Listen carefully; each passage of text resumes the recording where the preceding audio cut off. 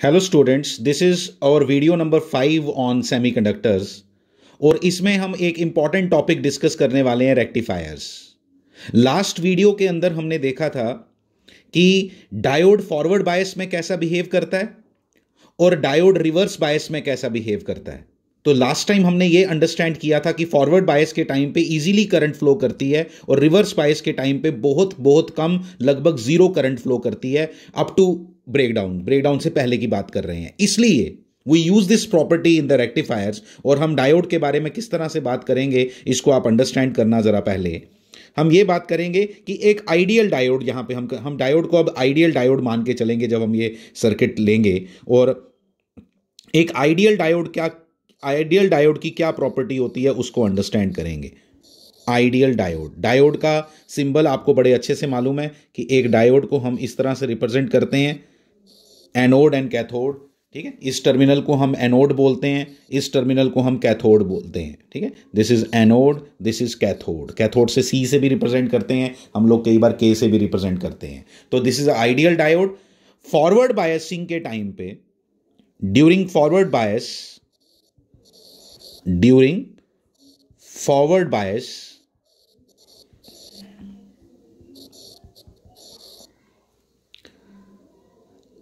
diode behaves like short circuit. Behaves like short circuit का मतलब हुआ जब फॉरवर्ड बायस होगा तो आपने डायोड को ऐसे रिप्रेजेंट कर देना है। ठीक है, इसको हम शॉर्ट सर्किट बोलते हैं। ठीक है, फिर मैं जब करेंगे तो और ज्यादा क्लैरिटी आ जाएगी आपको।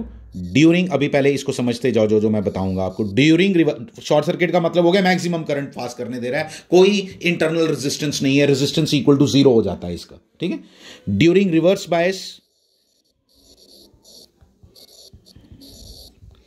Diode behaves like open circuit. Behaves like open circuit मतलब कैसा? ये होता है आपका ओपन सर्किट, मतलब करंट फ्लो नहीं होने देगा अपने में से। ठीक है, अपने में से करंट फ्लो नहीं होने देगा, इस बात को आपने अंडरस्टैंड करना है। It behaves like open circuit. ठीक है, these are very very important concepts. आप इन सब चीजों को बड़े अच्छे से अंडरस्टैंड करके रखो, it will really benefit you. ठीक है, इन द लॉन्ग टर्म। ठीक है, इसलिए कॉन्सेप्ट को अंडरस्टैंड करना बहुत इंपॉर्टेंट है इन सब चीजों में। अब मैं जब रेक्टिफायर की बात करूंगा तो सबसे पहले मैं जो आपको रेक्टिफायर करवाने वाला हूं उसका नाम है हाफ वेव रेक्टिफायर। अब हाफ वेव रेक्टिफायर के सर्किट को अंडरस्टैंड करते हैं कि हाफ वेव का सर्किट कैसा होगा। This is very very simple thing, इसको जरा अच्छे से अंडरस्टैंड करना। रेक्टिफायर एक ऐसी डिवाइस है, पहली बात तो हम ये समझते हैं, रेक्टिफायर मैंने बात नहीं की आपके साथ। रेक्टिफायर एक ऐसा डिवाइस है जो एसी को डीसी में कन्वर्ट करने वाला है।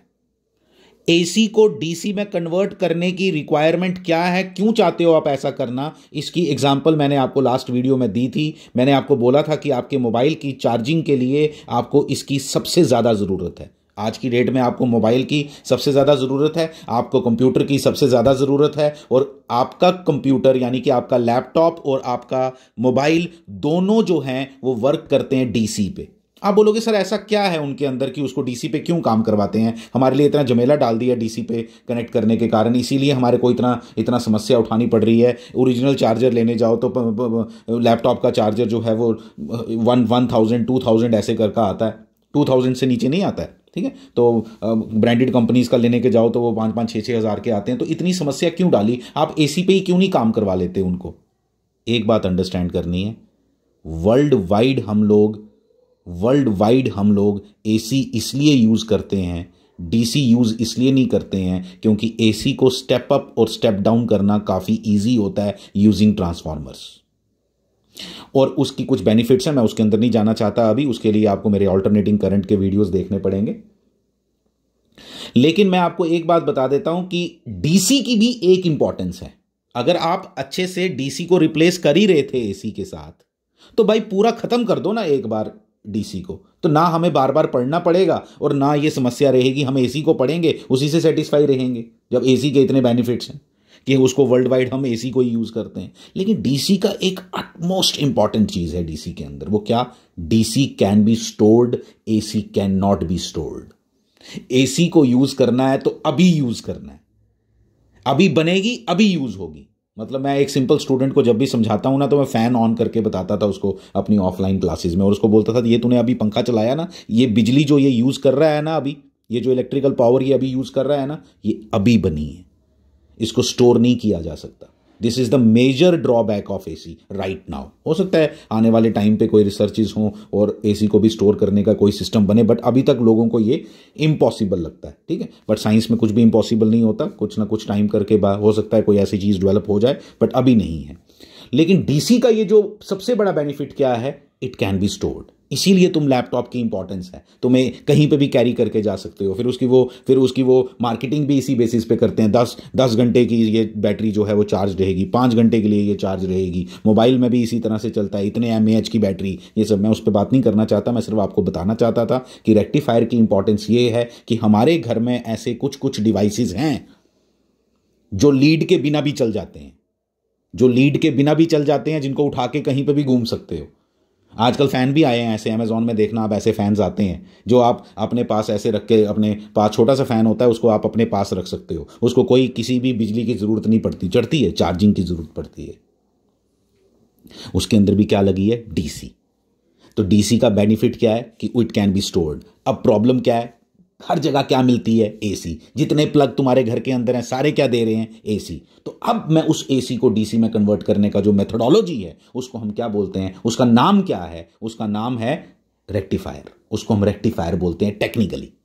घर में तुम बोलो चार्जर, उसको बोलो एडेप्टर, लेकिन एक्चुअली उसका नाम क्या है, उसके अंदर क्या लगा हुआ है, रेक्टिफायर। रेक्टिफायर क्या करता है, उस एसी को डीसी में कन्वर्ट करता है। पहली बात यह भी मुझे मालूम होनी चाहिए कि भाई एसी और डीसी होते क्या हैं, ये भी जरा बात कर लें। एसी और डीसी होते क्या हैं, इसके ऊपर भी बात की हुई है हमने पहले भी अपने प्रीवियस वीडियोस के अंदर, लेकिन इसको रेलेवेंट, आपको थोड़ा ज्यादा समझ आए तो इसके लिए मैं ये भी बता देता हूं। क्या एसी है, by directional alternating current. Alternating current को कई लोग मिस इंटरप्रेट करते हैं वेरिएबल करंट बोल के। वेरिएबल नहीं है इसका आंसर। ऑल्टरनेटिंग करंट का मतलब है alternate positive and negative cycle. ये ऐसी, जिसके अंदर alternate positive and negative cycles हों, उसको हम एसी बोलते हैं। ठीक है, चाहे वो जरूरी नहीं है, ये मैंने साइन वेव बनाई, वो जरूरी नहीं है साइन वेव हो, ये भी एसी है। और जैसी भी मर्जी वेव फॉर्म बनाओ, ठीक है, ऊपर का साइकिल और नीचे का साइकिल बराबर भी होना चाहिए, यानी कि एवरेज वैल्यू इसकी 0 होनी चाहिए। ये आपको मालूम है पहले से। पॉजिटिव नेगेटिव, ये सारे एसी की टाइप्स हैं। अगर आप डीसी चाहते हो तो वो यूनिडायरेक्शनल होनी चाहिए, कांस्टेंट नहीं जरूरी है, वो यूनिडायरेक्शनल होनी चाहिए। मतलब किसी भी तरीके से भाई कुछ ऐसा करो कि ये वाली वेव फॉर्म है जो हमारे घर के अंदर है, जो हमारे को सप्लाई मिलती है गवर्नमेंट से, और गवर्नमेंट ने पावर प्लांट्स लगाए हैं, जो जनरेटर हमारे को सप्लाई देता है वो ऐसी देता है। तो अब इसके अंदर तो पॉजिटिव साइकिल और नेगेटिव साइकिल है। अगर पॉजिटिव साइकिल और नेगेटिव साइकिल है, ये तो एसी है। अगर एसी को मुझे डीसी बनाना है तो कुछ ऐसा करो कि ये ना रहे,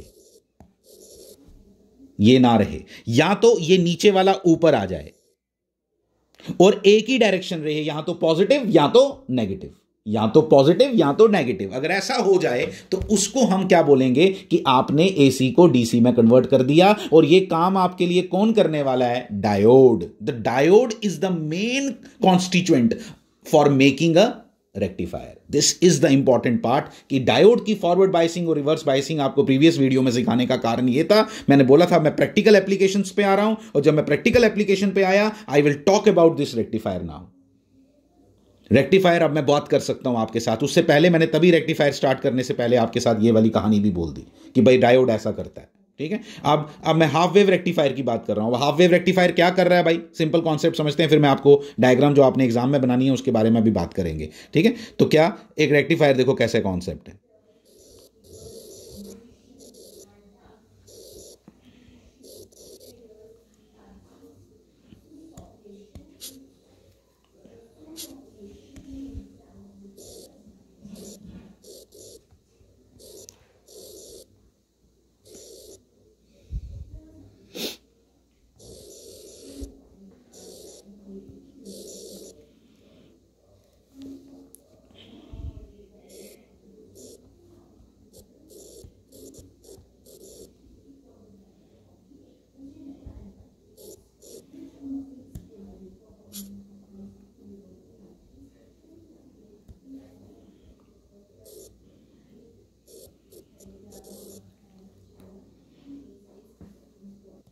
देखो ये एक सिंपल सा सर्किट मैंने बनाया, जहां पे मैंने सप्लाई कौन सी लगाई है, एसी ऑल्टरनेटिंग करंट, बीच में ये अगर मैंने डायोड लगा दिया और यहाँ पे ये एलईडी है। एलईडी देखी होगी आपने, एक छोटा सा छोटी सी बल्ब जैसी, वो छोटा बल्ब होता है ना, बिल्कुल छोटा बल्ब, ठीक है, बड़ी जगह देखा होगा आपने ये एलईडी, जो आजकल लड़ियाँ आती हैं मार्केट में, चाइनीज़ जिसको बोलते हैं, वो उनमें ये लगी होती हैं पता नहीं कितनी रंग बिरंगी, कोई ग्रीन कोई येलो कुछ, तो इसको एलईडी बोलते हैं। ये भी हमारे सिलेबस में, ये भी पढ़ना है हमने, ठीक है। तो ये एलईडी मान लो it only works on DC, ठीक है, ये डीसी पे ही चल रही है, ठीक है। इट मान लो ऐसा कि ये डीसी पे ही चलती है, ऐसा मान लो, ठीक है। ये सिर्फ इसको चाहिए भाई, मैं चलूंगी तो तभी डीसी पे ही चलूंगी, एसी पे नहीं मैं चलूंगी, तो नहीं चलूंगी तो मेरे पास तो सप्लाई कौन सी है, मान लो क्या है ही सप्लाई एसी हमारे पास हर जगह। तो अब मैंने इसको क्या कन्वर्ट करना है, डीसी में। तो कैसे कन्वर्ट कर पाता है ये डायोड, इसको हमने समझना है। तो इसको समझने के लिए हम जरा आगे बढ़ते हैं। ये हमारा लोड था, आप जरा समझना है आपने किस तरह से ये पॉसिबल हो पाया। मैं इसको अच्छे से समझाऊंगा आपको, आप जरा एक एक बात को जरा ध्यान से सुनोगे जो मैं बात करूंगा आपसे, ठीक है। क्या है देखना, इनपुट मेरा ऐसा है,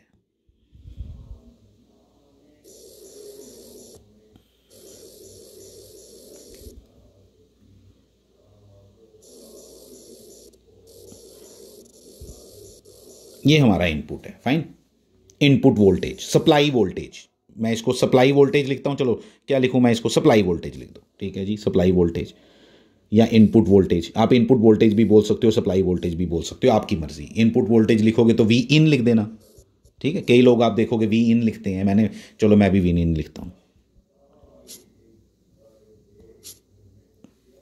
वी इन लिख देते हैं हम, ठीक है। ये वी इन आ गया, ये आपकी सप्लाई आ गई इस तरह से। ये मैंने दिखा दिया कि इनपुट वोल्टेज आपकी इस तरह की है, AC, fine. During the positive half cycle, ठीक है, विद रिस्पेक्ट टू क्या टाइम होता है, ये टी होता है, फाइन। एक एक बात को समझना है अच्छे से, मैं आपको क्लियर कर दूंगा कि क्या कॉन्सेप्ट है। कॉन्सेप्ट समझ लिया एक बार, फिर आगे आपको कोई प्रॉब्लम नहीं आएगी, ठीक है। आप अपनी लैंग्वेज में लिख पाओगे इसको, कोई प्रॉब्लम नहीं है अपनी लैंग्वेज में लिखने में, कोई प्रॉब्लम नहीं है। लेकिन ध्यान देना है, रीड करते रहना है बार बार, लैंग्वेज को इंप्रूव करने की कोशिश करनी है, टेक्निकल वर्ड्स डालने हैं मैंने अपने उसमें, ठीक है। बार बार रीड करने से आपको वो सब आ जाता है।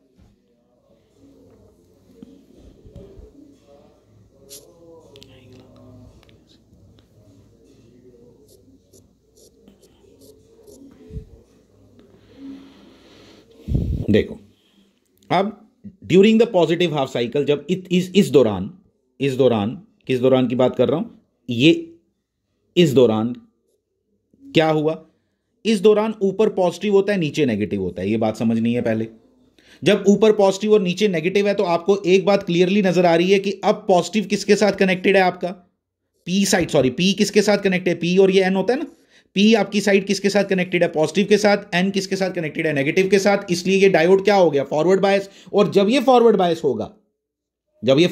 होगा, तो ये कैसा बिहेव करेगा, शॉर्ट सर्किट। शॉर्ट सर्किट का मतलब हुआ, देखो मैं यहां एक और बना रहा हूं, समझना हर चीज समझना।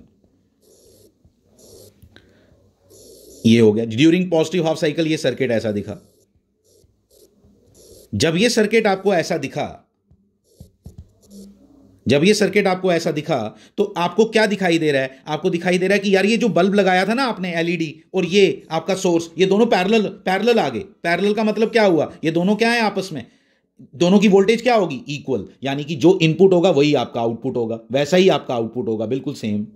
ले भाई बना ले, ये समझ आई बात, ये ऐसा बना दिया। फिर उसके बाद during the negative half cycle, ये जो negative half cycle during this period, during the negative half cycle, ये डायोड कैसा होगा, ये डायोड क्या हो जाएगा, short open circuit. Open circuit का मतलब हुआ कैसा बनेगा, ये देखो ओपन सर्किट का यहीं पे बना देता हूं, ठीक है। ओपन सर्किट का मतलब ऐसा, ठीक है, अभी मैंने ऊपर दिखाया आपको। तो ये ओपन सर्किट ऐसा, तो कोई करंट फ्लो करेगी ही नहीं, तो इसके क्रॉस वोल्टेज क्या आएगी, ये बल्ब जलेगा ही नहीं।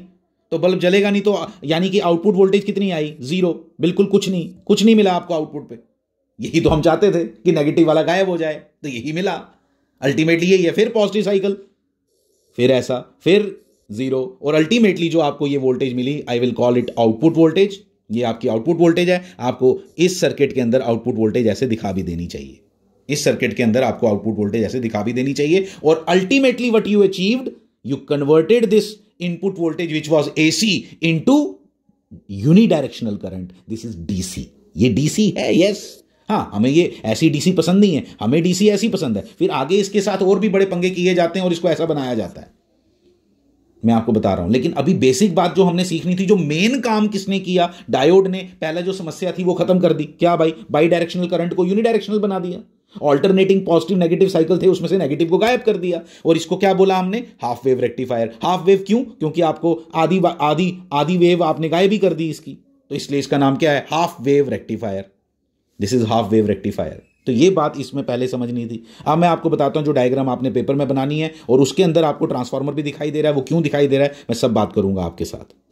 देखो, ये डायग्राम है रेक्टिफायर की, और डायग्राम आपने बड़े अच्छे से बनानी है। वेटेज सारी पेपर में इसी की होगी, और किसी चीज़ की वेटेज नहीं होने वाली। आपको बता रहा हूँ, ये डायग्राम आपकी वो चेक करेगा, दोनों चीज़ें चेक करेगा। अच्छे से देखो, एक एक चीज़ जो मैंने यहाँ लिखी है, वो एक एक बात आपको क्लियर होनी चाहिए। एक एक बात आपको क्लियर होनी चाहिए जो जो मैंने बताई। ये ट्रांसफार्मर यहां क्या कर रहा है, मुझे ये बता दो। ये क्या कर रहा है मैं बताता हूं आपको। ये एक्चुअल प्रैक्टिकल केस ले रहा है रेक्टिफिकेशन का। जो मैंने बनाया था वो बिल्कुल भी रॉन्ग नहीं है, लेकिन मैं चाहता नहीं, क्योंकि एनसीईआरटी ने ये डायग्राम दी है, इसलिए मैं नहीं चाहता कि आपके कोई मार्क्स काटे इस पे, किसी इस बेसिस पे। बट मैंने पूरे इंजीनियरिंग में जब भी पढ़ाया तो हम लोगों ने कभी भी रेक्टिफायर जब भी समझाया तो हमने यही डायग्राम बनाई है। मैं आपको बताता हूँ ये वाली। लेकिन प्लीज़, मैं नहीं चाहता कि आपके कोई खाम खा बोर्ड में नंबर काटे, ठीक है? तो मैं इसलिए चाहता हूँ कि आप डायग्राम सिर्फ यही वाली, तभी मैंने वहीं से ये वाली डायग्राम्स लाई हैं। ये वहीं से आप बनाओगे, बिल्कुल एज इट इज़ ये डायग्राम्स बनाओगे, ठीक है? तो आपको रीज़न बताता हूँ। आप बोलोगे सर ऐसा क्यों है, तो मैं आपको बताता हूँ। इन लोगों ने प्रैक्टिकल काम किया है थोड़ा। क्या कि जैसे मैंने आपके साथ चार्जर की बात की आपके, तो चार्जर के अंदर ना ट्रांसफार्मर होता है। क्यों भाई? आपके मोबाइल की बैटरी 5 वोल्ट की, आपके घर में वोल्टेज आती है 230 वोल्ट, ठीक है? थोड़ा थोड़ा आइडिया से अंडरस्टैंड करो। कुछ बातें इसमें इतनी जितनी मैं बताऊंगा उतनी ही आपकी अंडरस्टैंडिंग इस समय रिक्वायर्ड है। आप इतनी समझो कि आपके घर में जो वोल्टेज आ रही है वो बहुत हाई है, वो बहुत हाई है। समझ आई बात? अगर वो बहुत हाई है तो आप क्या करो, अगर बहुत हाई है तो आपको क्या करना पड़ेगा। उस चार्जर के अंदर, मैंने आपको बोला ना वो मोटा क्यों दिखाई देता है, उसके अंदर एक तो डायोड वाला ये सर्किट है जो उसको एसी को डीसी में करना आता है। लेकिन पहला एक और काम करता है, वो स्टेप डाउन करता है। वो स्टेप डाउन करता है उसको, वो स्टेप डाउन करके अल्टीमेटली उसको उस रेंज में लाता है जिस रेंज में आप उसको करना चाहते हो, उसको चार्ज करना चाहते हो अपने वोल्टेज। उसको, वो कितनी छोटी सी बैटरी है, वो इतनी छोटी सी बैटरी थोड़ा झेल सकती है आपके 230 वोल्ट को। एक बात मैं आपको बताता हूँ। हमारे एक नॉन थे, तो उन्होंने उनका चार्जर पता नहीं वो आगे से थोड़ा सा वो वायर ना निकल गई, तो उन्होंने वो क्या किया, और डायरेक्ट, जैसे हम कई बार वो शू निकल जाता है हमारी डिवाइसेस का, जैसे किसी का भी आप मान लो जैसे हीटर लगाओ उसका निकल जाता था कभी कभी, तो हम लोग वो 2 वायर्स अपने हाथ से पकड़ के प्लग इन कर देते हैं। तो उसने भी ऐसा कर दिया। आईफोन था उनके पास, बता देता हूं, एकदम ब्लास्ट कर गया। करेगा भाई, कौन रोल प्ले कर रहा है? वो सिर्फ एसी डीसी का झमेला नहीं ना है। अगर एसी डीसी का झमेला होता फिर नहीं कुछ भी होना था। अगर आपकी एसी जो आपके घर में आ रही है वो भी 5 वोल्ट की होती तो कुछ नहीं करना था उसने आपके इसको, लैपटॉप को या आपके फोन को। लेकिन चक्कर ये है, वो है 230 वोल्ट, और 230 वोल्ट आप दे रहे हो 5 वोल्ट की चीज को, तो उसका क्या बेचारे का हाल होगा? तो ये इसमें कॉमन सेंस है कि हम उसके बिना लगा नहीं सकते, ठीक है? नॉलेज नहीं थी, वटएवर, ठीक है? तो ये जल गया। मैंने सिर्फ एक्सप्लेनेशन इसलिए दी आपको कि वो उसके अंदर ट्रांसफार्मर का क्या इंपॉर्टेंस है। ट्रांसफार्मर क्या कर रहा है कि ये जो 230 वोल्ट है ना, इसको अल्टीमेटली 5 वोल्ट में पहले कन्वर्ट कर रहा है। आपने बिल्कुल नहीं लिखना, आपने सिर्फ ट्रांसफार्मर बनाना, ये लिख नहीं देना वैल्यूज़, ये कोई वैल्यू नहीं लिखनी है आपको। मैंने बोला ये एज इट इज़ डायग्राम आप बिल्कुल याद करोगे और ये बनाओगे। एनसीईआरटी में दी हुई डायग्राम है, इसलिए ये इंपॉर्टेंस रखती है। तो इसलिए इसको बिल्कुल डायग्राम इस तरह से बनाओगे। आपको कोई डिफिकल्टीज आएंगी तो हम जरूर क्लियर करेंगे आपको, बिल्कुल सेम। क्या हम ट्रांसफार्मर के केस में यहां पे इनपुट क्या दिया आपने, इनपुट क्या लगाया है? एसी। यहां पे क्या मिलेगा? एसी। फिर दोनों में फर्क क्या है? दोनों में फर्क ये है, मैं बताता हूं तुझे। दोनों में फर्क है, प्राइमरी एसी ऐसी है, फील कराता हूं, ऐसी है। जो सेकेंडरी में है वो ऐसी है, छोटी कर दी उसकी पीक ट्रांसफार्मर ने। ट्रांसफार्मर बस यही तो करता है। ये थी आपकी कौन सी?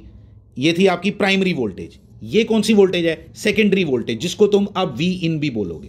यही आपकी सेकेंडरी वाली वोल्टेज को वो क्या कर रहा है? रेक्टिफाई कर रहा है। इसलिए ये जो वोल्टेज बनाई है, लिखा नहीं है इन लोगों ने, जो यहां पे वो लिखा है voltage at A, voltage at A, A मतलब ये वाली यहां पे वोल्टेज।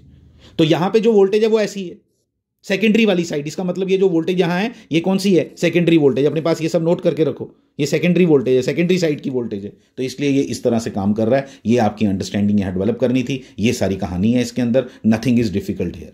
ठीक है, अब हम पढ़ेंगे फुल वेव रेक्टिफायर के बारे में। देखो अब आ गया full wave rectifier. Full wave rectifier क्या करता है, वो दो डायोड्स को यूज करता है। ठीक है, full wave rectifier uses two diodes. ये आपकी सप्लाई, ध्यान देना जरा, मैं अभी समझाता हूं आपको।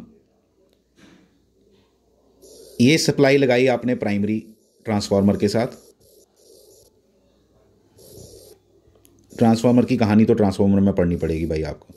जानबूझ के यहां पे देखो कितनी अच्छी डायग्राम बनाई जो मैंने आपको ऊपर दिखाई, क्या कि प्राइमरी के नंबर ऑफ टर्न्स ज़्यादा दिखाए हैं वहां पे और सेकेंडरी के नंबर ऑफ टर्न्स कम दिखाए हैं। बता रहा है कि भाई ये स्टेप डाउन ट्रांसफार्मर है। ठीक है, तो ये स्टेप डाउन ट्रांसफार्मर है जो जो वोल्टेज को कम करेगा। ठीक है, अब देखना क्या किया हमने यहाँ, ये लगाया एक डायोड, ध्यान देना प्लीज, और ये डायग्राम आप बना सकते हो, इसमें कोई प्रॉब्लम नहीं है। ये लगाया दूसरा डायोड, और यहां पे जो ट्रांसफार्मर लिया ना वो सेंटर टैप ट्रांसफार्मर था। क्या था, सेंटर टैप ट्रांसफार्मर, और यहां पे लगाया लोड। लोड मतलब वही आपका बल्ब, ये आपका लोड है। लोड मतलब बल्ब हो गया, फैन हो गया, कुछ भी हो गया, इलेक्ट्रिकल लोड कहते हैं इसको।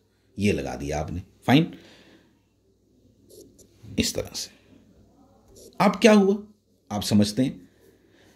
ये जो सेंटर टाइप ट्रांसफार्मर होता है इसकी रेटिंग कैसे होती है मैं आपको समझाता हूं। बड़ा इंटरेस्टिंग है ये कॉन्सेप्ट, आप अच्छे से समझना। और ये हमारी आउटपुट वोल्टेज V0 है। ठीक है, ये हमारी आउटपुट वोल्टेज V0 है।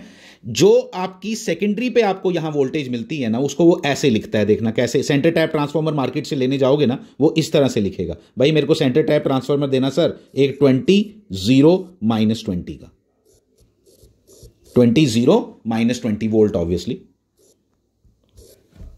20 वोल्ट -20 वोल्ट का मतलब ये जो सेंटर में है ना ये 0 वोल्ट है। ध्यान से समझना, मैं इसको मिटाऊंगा पहले, क्योंकि मैंने तो वैल्यू लेके नहीं ना चलना, मैंने जनरल बात करनी है। ये आपका +20 है और ये आपका -20 वोल्ट है। फाइन, पॉजिटिव साइकिल में ऐसा होता है, पॉजिटिव हाफ साइकिल के दौरान ऐसा है। ठीक है, नेगेटिव हाफ साइकिल में जो +20 है वो -20 बन जाएगा, और जो -20 है वो +20 बन जाएगा। ये भी बात आपको क्लियर हो गई। इसलिए जब मैं पहली बार डायग्राम देखता था मैं कंफ्यूज होता था एक बात से, जब मैं देखता था ना डायग्राम, तो वो ये ऐसे लिखा होता था। देखना कैसे लिखा होता था, मैं बताता हूं आपको। उन्होंने ये लिखा होता था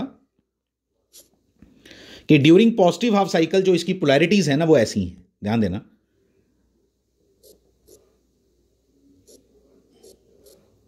ऐसी ड्यूरिंग द पॉजिटिव। मैं सोचता था एक ही टर्मिनल यार, तो कभी पॉजिटिव भी लिखा है, इसको नेगेटिव भी लिखा है, ये क्या मतलब हुआ। ये मतलब ये है, ध्यान देना, ध्यान देना, इसका मतलब क्या है, इसका मतलब है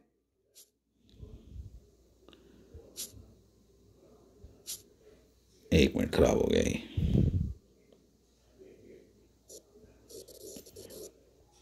ठीक है। इस पॉजिटिव नेगेटिव का मतलब है ये नेगेटिव इस टर्मिनल के हिसाब से, मतलब इस ऊपर वाले टर्मिनल के रिस्पेक्ट में ये वाला terminal negative potential, lower potential पे है। नेगेटिव का मतलब होता है लोअर पोटेंशियल, लेकिन क्यों, देखो ये 20 ये 0, मतलब ये वाला सेंटर वाला ऊपर है या ये वाला 20 ऊपर है, तो 20 ऊपर है तो इसलिए ऊपर पॉजिटिव नीचे नेगेटिव। लेकिन जब ये -20 की बात करेंगे तब कौन बड़ा है, 0 बड़ा है कि -20, 0 बड़ा है, तो 0 will be at higher potential. इसलिए ये पॉजिटिव इसके रिस्पेक्ट में है, ये नेगेटिव इसके रिस्पेक्ट में है, ये हमने यहां समझना है। ठीक है, अब समझो, अब ये बात आपको समझ आ चुकी है, अब मैं आगे बढ़ रहा हूं, ध्यान देना।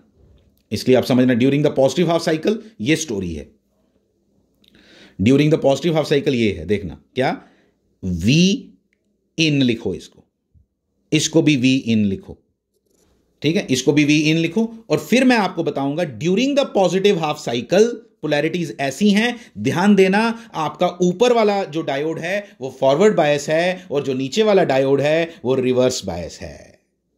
और इस वजह से क्या क्या सर्किट बनाऊंगा इसके नीचे, ध्यान देना, इसके नीचे सिर्फ सेकेंडरी वाला सर्किट बना रहा हूं, चलो मैं पूरा बना देता हूं आपको।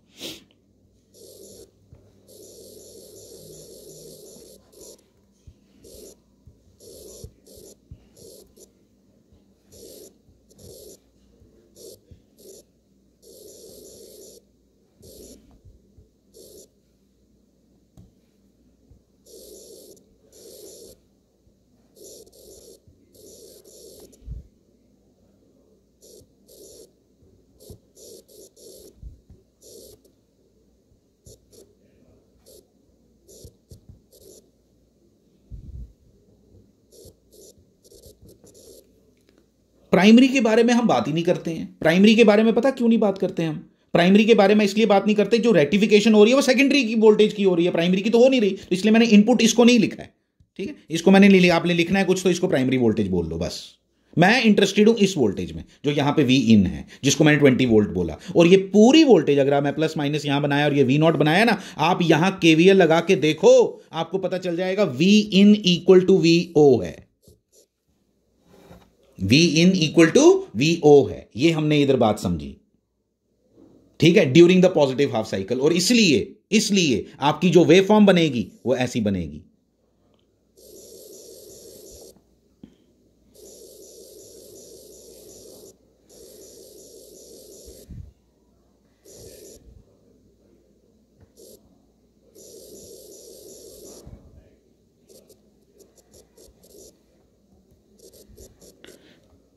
ये इनपुट वोल्टेज, ये आपकी आउटपुट वोल्टेज, और आउटपुट कैसी? बिल्कुल सेम आई, कह रहा बिल्कुल सेम है भाई, जैसी है वही है, आंसर वही है, सिंपल ये दिखा। ठीक है, ये हमें बात समझ आ गई इधर तक। फिर हम बढ़े आगे, हमने बोला भाई आगे बता, तो हमने बोला during the negative half cycle क्या होगा, देखना please, during the negative half cycle क्या होगा। मैं आपको थोड़ा इधर ही बता देता हूं, इधर बता, जो पॉजिटिव है वो नेगेटिव होना है, जो नेगेटिव है वो पॉजिटिव हो जाना है। पहली बात इसमें देखो, जो नेगेटिव है वो पॉजिटिव हो जाना है, जो पॉजिटिव है वो नेगेटिव हो जाना है। मैं मार्क कर देता हूं, ये माइनस बन जाना है, ये प्लस बन जाना है, जो माइनस है वो प्लस बन जाना है, सब उल्टा हो जाना है, +20 -20 हो जाना है। फाइन, अब देखो, अब ये रिवर्स बायस हो गया, ये फॉरवर्ड बायस हो गया। क्या ऊपर वाला रिवर्स बायस हो गया, नीचे वाला फॉरवर्ड बायस हो गया। ध्यान से सुनना एक एक बात को, अब मैं सर्किट बना रहा हूं और आप एक एक बात को अंडरस्टैंड करोगे और कॉपीज पे नोट करोगे अच्छे से। ऐसा कहीं नहीं दिया हुआ जो मैं आपको एक्सप्लेन कर रहा हूं, कहीं नहीं लिखा हुआ। आप बोलोगे मुझे कैसे आता है, क्योंकि हमने इंजीनियरिंग में पढ़ा है, मैं इलेक्ट्रिकल इंजीनियर हूं। ठीक है, हमने ये डिटेल में सब बातें पढ़ी हुई हैं, इसलिए आपको बता रहा हूं। ये किसी भी बुक में, इधर 12th की बुक्स में गड़बड़ दिया हुआ है सब कुछ। ठीक है, वो करंट की लैंग्वेज में बात करते हैं आधे, कि करंट फ्लो कैसे कर रही है, वोल्टेज की कहानी मेन होती है, ये समझना है हमने। ठीक है, हमने ये समझना है। तो ये जब यहां आया, अब मैं आपको बताता हूं एक चीज। आप कभी अपना लैपटॉप ऑन करके देखना, आप अगर अपने लैपटॉप को चार्ज नहीं भी कर रहे हो, लीड को ऐसे नीचे फेंक देना बिना कनेक्ट किए हुए, तब भी उसमें एलईडी जल रही होती है उसकी। किसकी एलईडी? चार्जर की। कैसे जलती है? क्योंकि वो रेक्टिफिकेशन कर रहा है। और जो ये लोग समझाते हैं उसमें वो लोड बना के दिखाते हैं, तो करंट की डायरेक्शन दिखाते हैं। करंट तो तब तक फ्लो नहीं कर सकती जब तक क्या हो, जब तक आपने उसका कनेक्शन ना हुआ हो। तो लोड के बिना लगाए हुए भी वो एसी को डीसी में कन्वर्ट कर देता है, ये समझना है हमने। ठीक है, तो अब देखो यहां, तो आप कंफ्यूज नहीं हो, आप सिर्फ मेरी बात देखो जो मैं बता रहा हूं। ठीक है, अब यहां पे क्या बताया, ये आपका प्राइमरी, सेकेंडरी देखना, ये उल्टा हो चुका है, बना लो। यहां कैसा था? ऐसा था। यहां कैसा हो गया? उल्टा हो गया। इसके उल्टे होने की वजह से सेकेंडरी पे भी ऑब्वियसली इफेक्ट आया। तो जब सेकेंडरी पे इफेक्ट आया, कैसा इफेक्ट आया देखना, मैं बताता हूं आपको। लोड लगा लो पहले, ऊपर वाला रिवर्स बायस ले भाई, ओपन सर्किट। तभी आपको शुरुआत मैंने इधर से ही की। अरे शॉर्ट सर्किट, माइनस प्लस, उल्टा कर दिया। देखो, ये देखो, उल्टा कर दिया। ठीक है, हाँ ठीक बनाया। अब यहां लोड,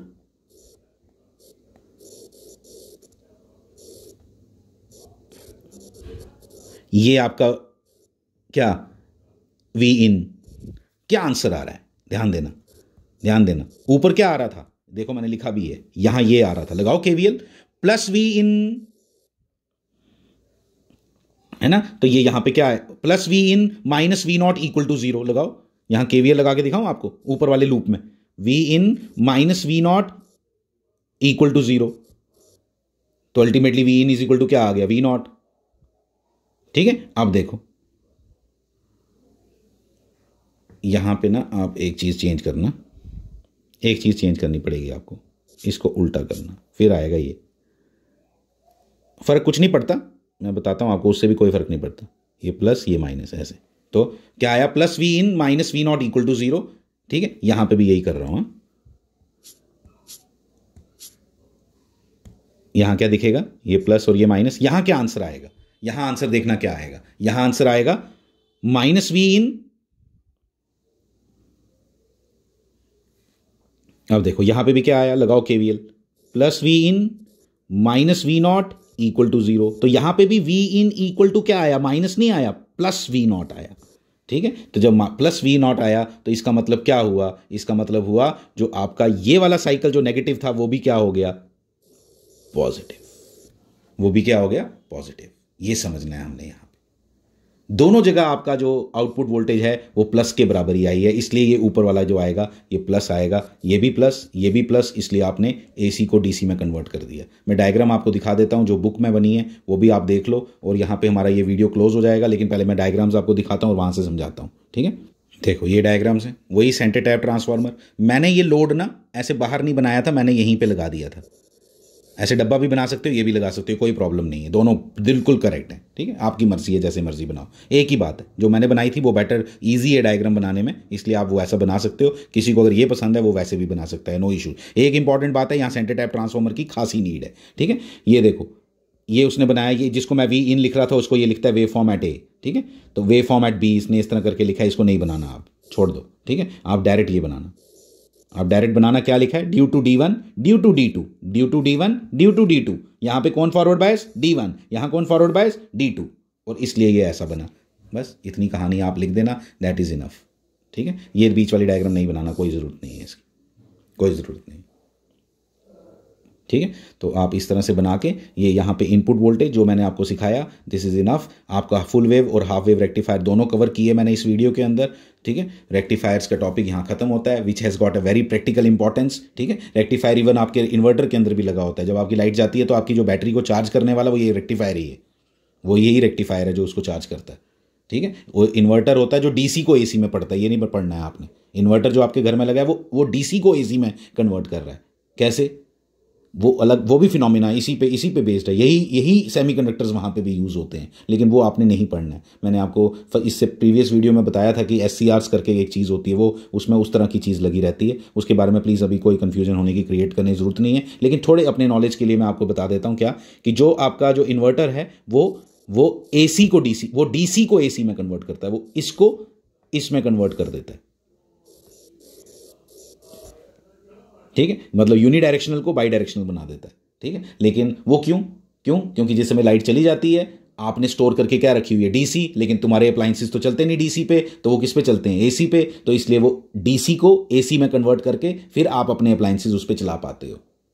फैन आपका फ्रिज आपका सब फिर उसी पे चल सकता है, एसी पे ही चलता है वो। ठीक है, तो दूसरी बात ये फिर, लेकिन उस इन्वर्टर के अंदर उन्होंने रेक्टिफायर भी लगाया। तुम बोलते हो उसको सिर्फ इन्वर्टर हो, लेकिन उसके अंदर रेक्टिफायर भी होता है, क्योंकि जब लाइट आ जाएगी तब आपको वो जो बैटरी तुमने यूज की उसको चार्ज करना है। तो चार्ज करने के लिए आपको क्या चाहिए, डीसी चाहिए। तो आ तो रही है पीछे से क्या, एसी, तो वो एसी को डीसी में कन्वर्ट करके फिर उस बैटरी को चार्ज करता है। फिनोमिना आपको मुझे लगता है होपफुली समझ आ गया है। ठीक है, इसको अच्छे से समझो, कोई डिफिकल्टीज होगी तो हम जरूर डिस्कस करेंगे। Thank you very much.